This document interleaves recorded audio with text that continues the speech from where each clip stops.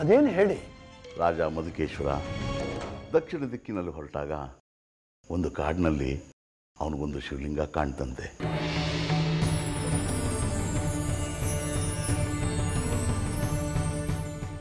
ಆ ಶಿವಲಿಂಗ ಆ ಕಾಡಿನಲ್ಲಿ ಅನಾಥವಾಗಿ ಅಲ್ಲಿ ಬಿದ್ದಿತ್ತಂತೆ.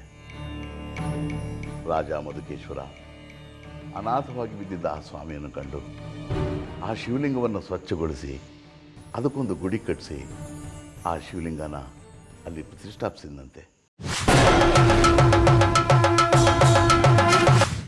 ಇದು ನನಗೆ ಹೊಸ ವಿಚಾರ. ಮಧುಕೇಶ್ವರನ ಆಳ್ವಿಕೆಯ ತ್ರಿಪುರ ಸುಂದರಿ ಅಮ್ಮನವರ ವಿಷಯ ಗೊತ್ತಿತ್ತು, ಇದನ್ನು ನಾನು ಓದಿರಲಿಲ್ಲ. ಮುಂದೆ ಹಾಗೆ ಪುಸ್ತಕದ ಇನ್ನೊಂದು ಕಡೆ ಆ ಶಿವಲಿಂಗದ ಕೆಳಗೆ ಸಹಸ್ರ ಹೊನ್ನಿನ ನಿಧಿ ಇದೆ ಅಂತ ಉಲ್ಲೇಖನೂ ಇದೆ.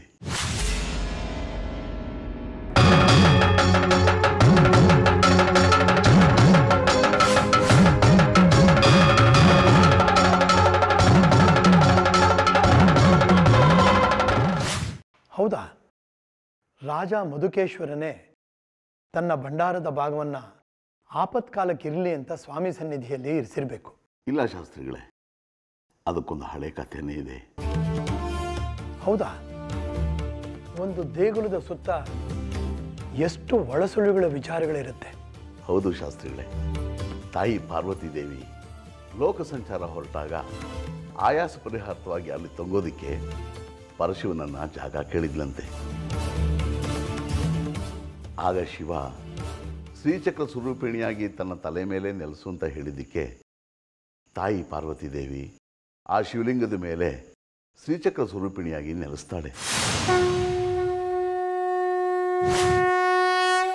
ಹಾಗಾಗಿ ಆ ದೇಗುಲದ ಶಿವಲಿಂಗದ ನೆತ್ತಿಯ ಮೇಲೆ ಇವತ್ತಿಗೂ ಶ್ರೀಚಕ್ರದ ಮುದ್ರೆ ಇದೆಯಂತೆ.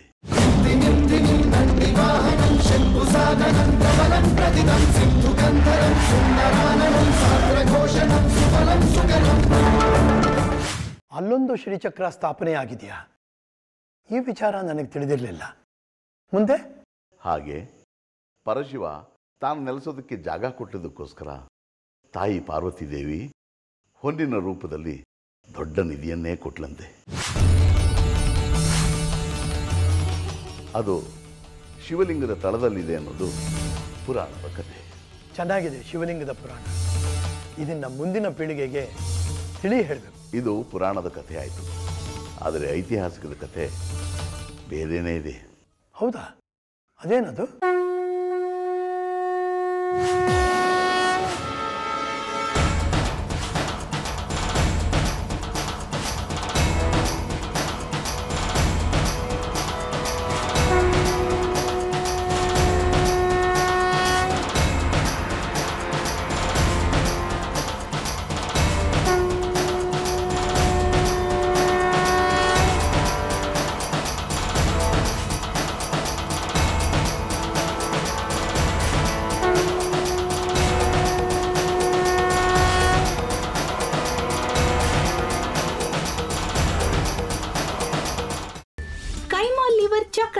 ಮಾಡುವ ವಿಧಾನ: ಒಂದು ಬಾಣಲಿಗೆ ಎಣ್ಣೆ, ಈರುಳ್ಳಿ ಹಾಕಿ ಹುರಿದು ಶುಂಠಿ ಬೆಳ್ಳುಳ್ಳಿ ಪೇಸ್ಟ್, ಅರಿಶಿನ, ಪುದೀನ, ಕೊತ್ತಂಬರಿ ಸೊಪ್ಪು, ಲಿವರ್, ನೀರು, ಬೇಯಿಸಿದ ಕೈಮಾ, ಟೊಮ್ಯಾಟೊ ಪ್ಯೂರಿ, ಗರಂ ಮಸಾಲ, ತುಪ್ಪ ಮುಚ್ಚಳ ಮುಚ್ಚಿ ಬೇಯಿಸಿ. ಈಗ ಕೈಮಾ ಲಿವರ್ ಚಾಕಣ ಸವಿಯಲು ಸಿದ್ಧ. ನಮ್ಮ ಇವತ್ತಿನ ಕಾರ್ಯಕ್ರಮದಲ್ಲಿ GFC ಖ್ಯಾತಿಯ ಕೃಷ್ಣಪ್ಪನವರು ಒಳ್ಳೆ ಚಾಕ್ನವನ್ನ ಮಾಡಿ ಕೊಟ್ಟಿದ್ದಾರೆ. ಹೆಂಗಿದೆ ಅಂತ ಎಲ್ಲ ಹೇಳಕ್ಕಾಗಲ್ಲ, ನೀವು ಮಾಡ್ಕೊಂಡ್ರೆ.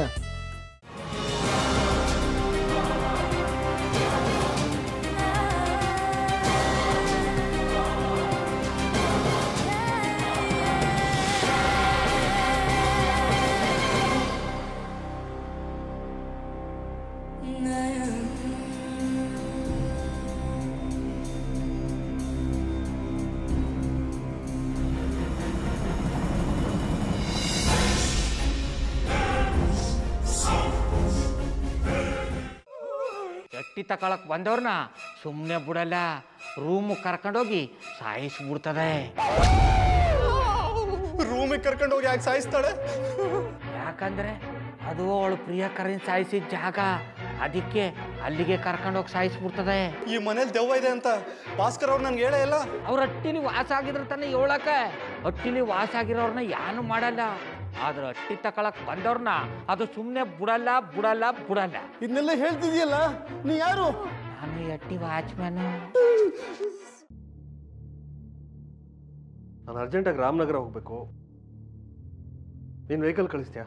ಅಷ್ಟೇ ತಾನೇ, ಎಷ್ಟು ಗಂಟೆಗೆ ಅಂತ ಹೇಳಿ ಕಳಿಸ್ತೀನಿ. ಮೊನ್ನೆ ಯಾರೊಬ್ರನ್ನ ಕಳಿಸಿದ್ಯಲ್ಲ, ಅವನೇ ಕಳಿಸು, ಚೆನ್ನಾಗಿ ಓಡಿಸ್ತಾನೆ ಅವನು. ಮೊನ್ನೆನಾ? ಹಾ, ಶಿವು ಇರಬೇಕು. ಹಾ, ಅವನೇ. ಅಯ್ಯೋ, ಅವ್ನು ನಿನ್ನೆಯಿಂದ ಕೆಲಸಕ್ಕೆ ಬಂದಿಲ್ಲ.